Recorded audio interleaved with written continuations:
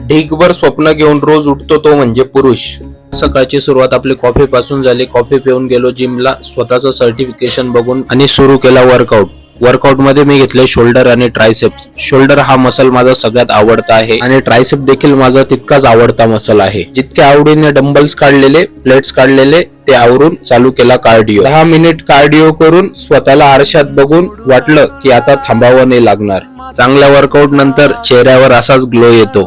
त्यानंतर मी गेलो डिवाइन सलूनला जाऊन केली बियर्ड आणि केला हेअर कट आणि घेतला नारळ। तितक्यात बाजूने आवाज आला, रस पेला ये म्हणलं माय।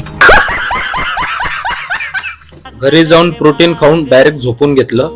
परत उठलो, अंडी घेतली, फ्रेश होऊन पुन्हा जिमला गेलो। जिमला जाऊन अंडी खाऊन या बालमित्राला थोडासा वर्कआउट शिकवून आणि घेतली पीटी। आज जिमला गर्दी बऱ्यापैकी होती। जिम आवरून निघालो घराकडे।